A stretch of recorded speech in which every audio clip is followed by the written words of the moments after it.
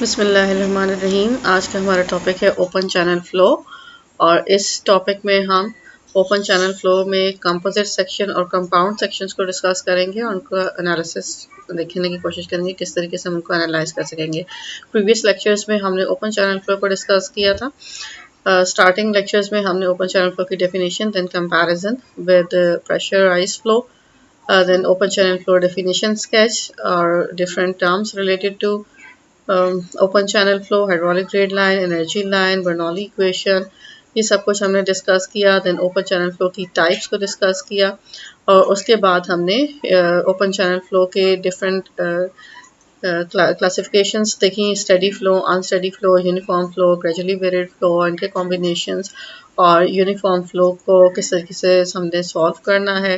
Then हमने flow resistance equations को study किया जिसमें चेजी इक्वेशन, मैनिंग्स इक्वेशन को स्टडी किया और डिफरेंट जो हमारे रेजिस्टेंस कोफिशिएंट्स हैं उनके दरमियान रिलेशनशिप्स को फाइंड किया। देन हमने डिफरेंट जो हमारी इक्वेशंस थी, चेजी इक्वेशन, मैनिंग्स इक्वेशन को डिटेल में स्टडी किया और मैनिंग्स इक्वेशन की हेल्प से यूनिफॉर्म फ्लो के दो न्यूमेरिकल्स को सॉल्व किया।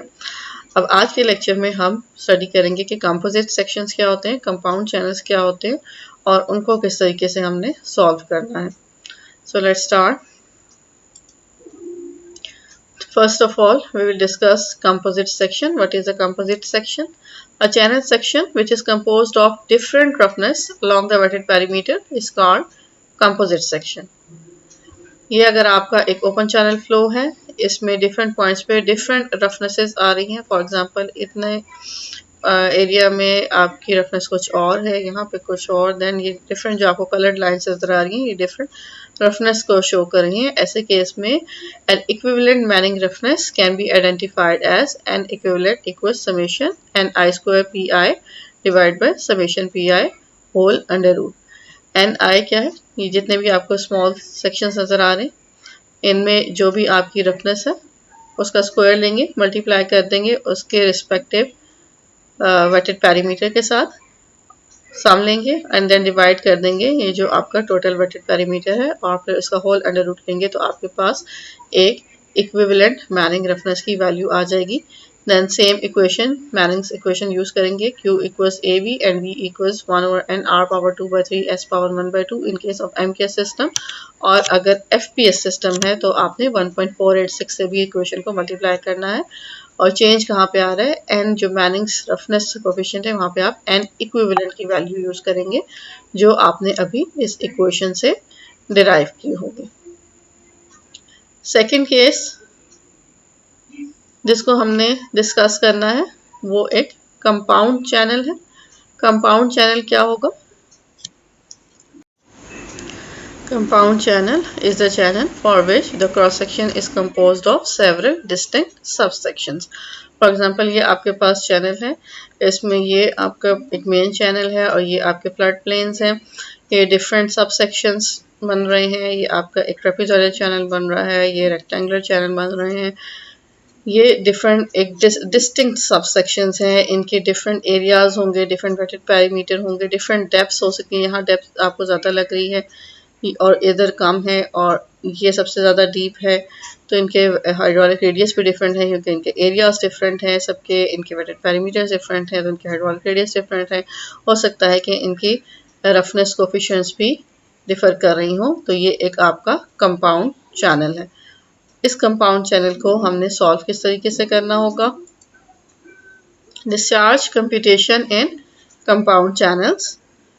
To compute the discharge, the channel is divided into 3 subsections by using vertical interfaces as shown in figure. Then the discharge in each subsection is computed separately by using the Manning equation. In computation of wetted parameter, water-to-water contact surfaces are not included. ठीक है, ये जो surfaces हैं ये आप wetted parameter में include नहीं कर रहे हैं। अब आपने करना क्या है, आपका कंपाउंड चैनल था, इसको आपने 3 सब सेक्शंस में डिवाइड कर देना है। ये डॉटेड लाइंस आपको शो हो रही हैं, इस तरीके से आपने इसको डिवाइड किया हुआ है। उसके बाद आप हर सब सेक्शन का डिस्चार्ज सेपरेटली फाइंड करेंगे मैनिंग इक्वेशन को यूज़ करते हुए। देन आप उसको सम ले लेंगे तो आपके पास टोटल डिस्चार्ज आ जाएगा। QI equals AI over NI into AI over PI whole power 2 by 3 into S naught, where I varies from 1 to 3. And then Q total will be sum of QI, where I varies from 1 to 3. यानी आपने हर subsection का discharge find करना है Manning's equation को apply करके, और जब तीन डिस्चार्ज आपके पास आ जाएंगे तो उनको आप ऐड कर देंगे तो टोटल डिस्चार्ज आ जाएगा। ये जो हम सॉल्व कर रहे हैं इसमें 3 सबसेक्शंस हैं। ऐसे भी चैनल्स हो सकते हैं जिसमें 3 से ज़्यादा सबसेक्शंस हो। प्रोसीजर सेम रहेगा। आपने एक बिगर चैनल को स्मॉल सबसेक्शन में डिवाइड करना है और उनके डिस्चार्जेस को कैलकुलेट करना है सेपरेटली और देन सबको ऐड कर देना है। फर्दर एक्सप्लेनेशन के लिए क्वेश्चन की स्टेटमेंट देखें। Determine the discharge passing through the cross section of the compound channel shown below. The Manning roughness coefficients are N1 equals 0.02, N2 equals 0.03 and N3 equals 0.04. The channel bed slope for the whole channel is S0 equals 0.0008. आपके पास एक compound channel है, इसको 3 सब sections में divide किया हुआ है। एक ये सेक्शन है, सब सेक्शन है, this is section number 2 and this is section number 3। इन सब के लिए आपको n की सेपरेट वैल्यूज गिवन है। n1 है इसके लिए, n2 की वैल्यू ये जो है n2 है, इसकी वैल्यू आपको गिवन है और n3 की वैल्यू गिवन है।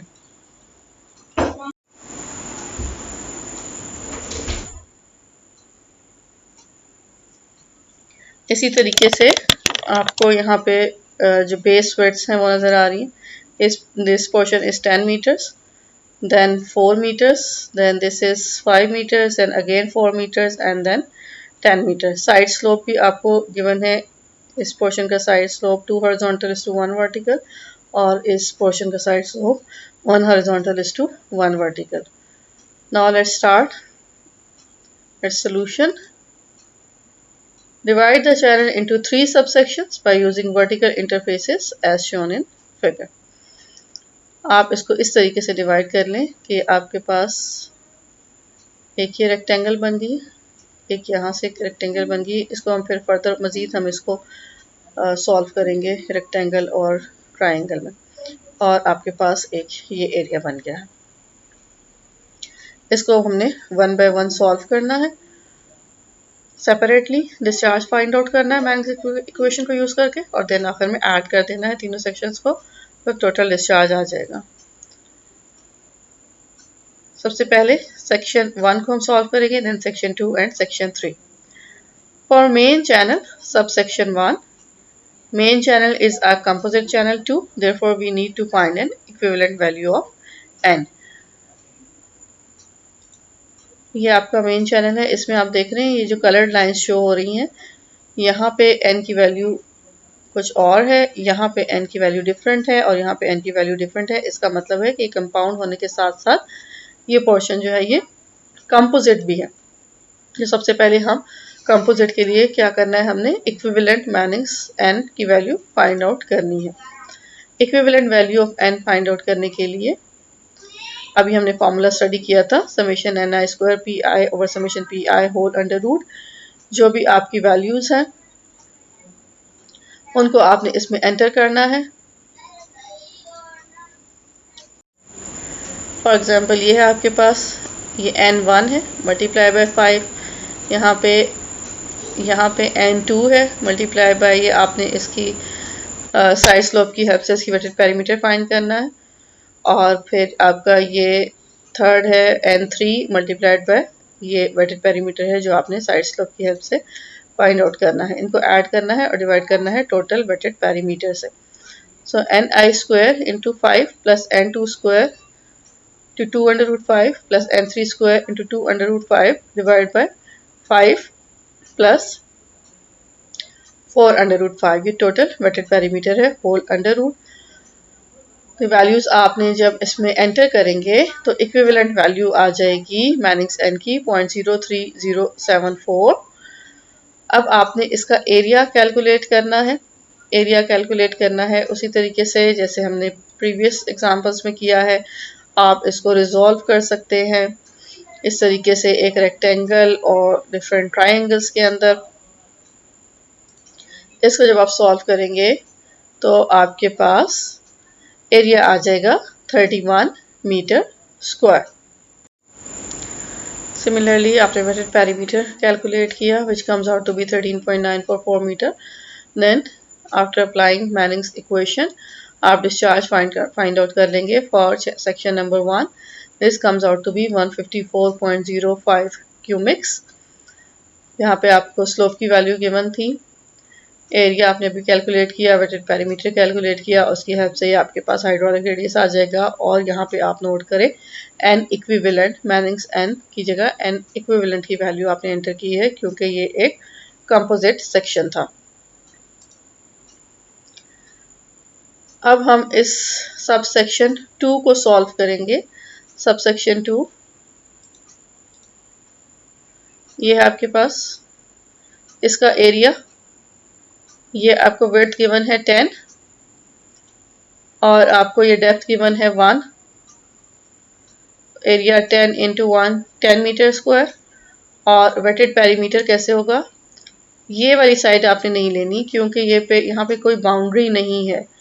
बेसिकली तो ये एक कंप्लीट चैनल है इकट्ठा, ये सब वाटर है यहाँ पे कोई चैनल की बाउंड्री नहीं है जिसके साथ कोई वाटर टच हो रहा हो, इसलिए इसको आपने वेटेड पेरीमीटर में इंक्लूड नहीं करना। वेटेड पेरीमीटर सिर्फ ये पोर्शन होगा, ये ग्रीन लाइन, ये वैल्यू 10 है and this value is 1, so wetted perimeter comes out to be 11 meter।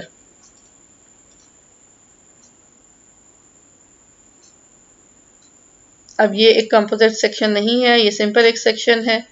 ये आप देख रहे हैं सिर्फ एक सेम कलर है इस सेक्शन का, यानी एक ही वैल्यू है n की और वो वैल्यू क्या है, वो वैल्यू n2 है।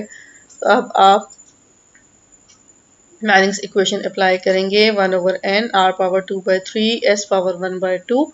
इसमें वैल्यूज एंटर करेंगे और उसको एरिया से मल्टीप्लाई कर देंगे तो आपके पास डिस्चार्ज आ जाएगा। So this is area, this is Manning's n for section 2, this is area divide by wetted perimeter which is hydraulic radius power 2/3 and s not same slope है सारे सेक्शंस के लिए। सो सेकेंड सब सेक्शन के लिए आपके पास discharge आ जाएगा 27.97 क्यूमिक्स। Now last में अब हम सॉल्व करेंगे सेक्शन नंबर 3 को।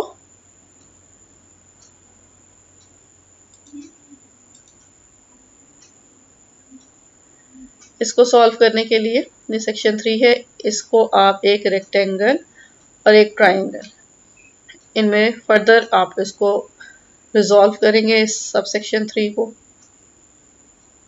रेक्टेंगल का एरिया आपने फाइंड आउट करना है, ये आपके पास विड्थ है 10 और डेप्थ आपको ये यहाँ से नज़र आ रही है 1, तो रेक्टेंगल का एरिया 10 इंटू 1 आ जाएगा। प्लस इस ट्राइंगल को सॉल्व करना है, साइड स्लोप है 1:1, अगर ये 1 है तो ये पोर्शन भी 1 होगा। सो 1/2 इंटू 1 इंटू 1,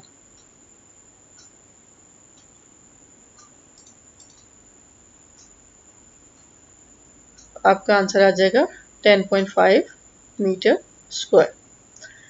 अब आप इसका वेटेड पेरीमीटर फाइंड आउट करेंगे।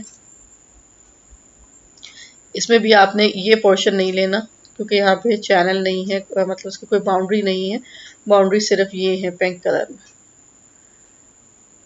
ये वैल्यू 10 है और ये वैल्यू अगेन आप पाइथागोरस थ्योरम से फाइंड आउट करेंगे क्योंकि आपको साइड स्लोप गिवन है। Wetted perimeter this plus this which comes out to be 11.41 metre. अब ये भी कोई कंपोजिट सेक्शन नहीं है, सिंपल एक ही सेक्शन है। देखिए सिर्फ एक कलर से इसको शो किया गया है, मीन्स यहाँ पे आपने सिर्फ n3 की वैल्यू यूज करनी है which is 0.04। ये वैल्यू आप यूज़ करेंगे मैनिंगसन की, और डिस्चार्ज कैलकुलेट कर लेंगे Q इक्वल्स टू AV, और V की जगह आपने Manning's equation 1/n R⁻2/3 S power 1/2। S की वैल्यू आप नोट करें, सेम है जैसे क्वेश्चन में गिवन है कि channel bed is same for all the subsections. Hydraulic radius कहाँ से आ रहा है, area over wetted perimeter, area भी आपने कैलकुलेट किया, वेटेड पेरीमीटर भी कैलकुलेट कर लिया था, और n की जगह पे आपने n3 जो क्वेश्चन स्टेटमेंट में गिवन है वो यूज़ किया। तो discharge for section 3 is 22.21 cubics. Now total discharge of this complete channel वो कहाँ से आएगा, सम ले लेंगे सारे सबसेक्शंस के डिस्चार्ज का, Q1 plus Q2 plus Q3। Q1 की वैल्यू थी आपके पास 154 क्यूमिक्स, Q2 की वैल्यू है 27.97 क्यूमिक्स एंड Q3 की वैल्यू 22.21 क्यूमिक्स। इन सबको जब आप ऐड करेंगे तो आंसर आ जाएगा 204.23 cubics. This is total discharge of this composite compound channel.